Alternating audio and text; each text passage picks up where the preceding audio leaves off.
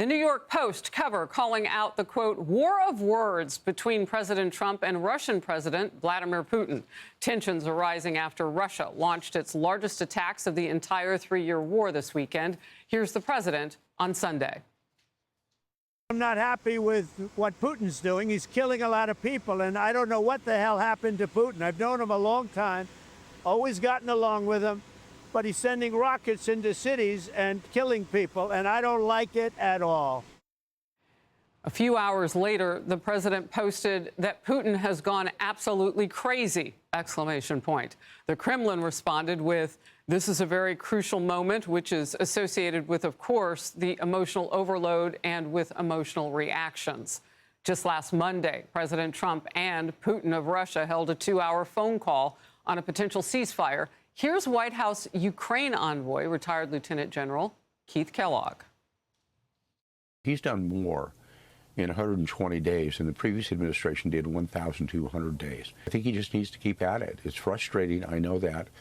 But the only guy that can do this is President Trump. You know, negotiations are never easy, but there's nowhere this war is going to end through violence, through killing of soldiers on either side. Right. It's going to come down to negotiation. President Trump also signaled he's absolutely considering new sanctions against Russia. The New York Post editorial board headline, new sanctions can shock crazy Putin to his senses. In focus now, Republican Congressman Brian Mast of the great state of Florida, chairman of the House Foreign Affairs Committee. Great to see you. Always thank you for your service as well. Look, Congressman, we are at a point now where President Trump seems to be running out of patience with Putin. And that means money taken away from the Russian people. Will that work? I think it's a big part of it. You know, I think Putin is negotiating this, not even negotiating it, looking for his terms at the table.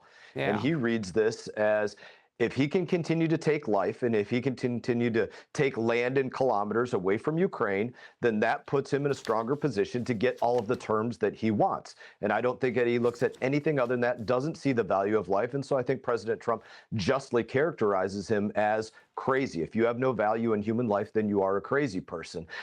Does he see the loss of resources in terms of 10% or greater of his economy just going to military spending, the extreme high inflation going on in Russia right now, the inability to provide for their people, and the sanctions going on, not just against Russia, but against those that are going to buy from Russia? Yeah, that's going to continue to cripple their economy. But at a certain point, he has to either, you know, take value for human life, or everybody's going to recognize that he is the war criminal that we have been saying that he is. And I would just make one other point on this.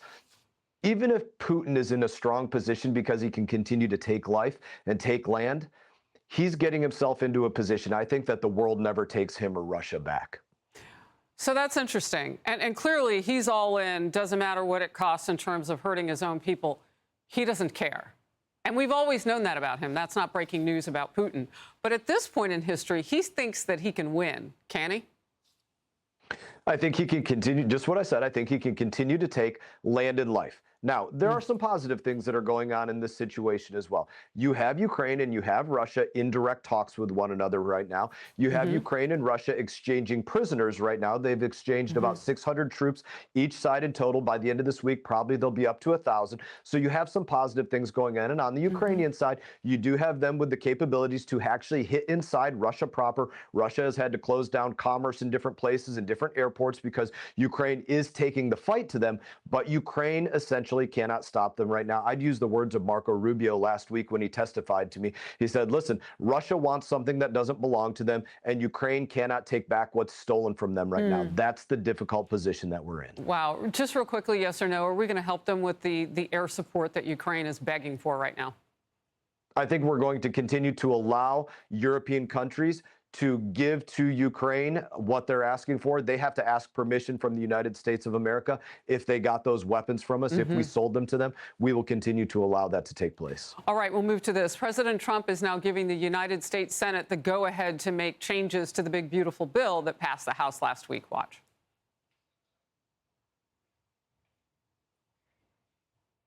Do you have a message for the Senate? A lot of Republicans have said there are going to be significant changes to the budget bill. Well, I want the Senate and the senators to change, you know, to make the changes they want, and we'll go back to the House and we'll see if we can get them. In some cases, those changes maybe are something I'd agree with, to be honest. You know, it happens. Some Senate Republicans have warned the bill will be dead on arrival without some significant changes. And Senators Ron Johnson, Rand Paul, Mike Lee, Josh Hawley want changes such as larger spending cuts and Medicaid reforms. Here's House Speaker Mike Johnson.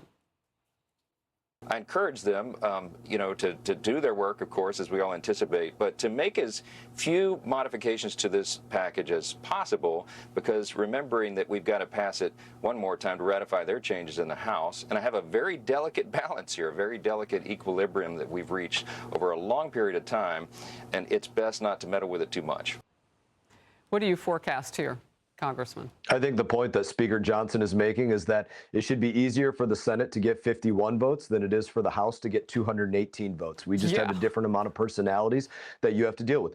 Again, to look at what the president said, we hope that the Senate looks at it very seriously, makes positive changes that can benefit the United States of America, like what we put in there, right? Lowering taxes on Social Security and tips and on overtime, and making sure that we raise the child tax credit and the standard deduction and the amount that small businesses are taxed from 20 to 23%.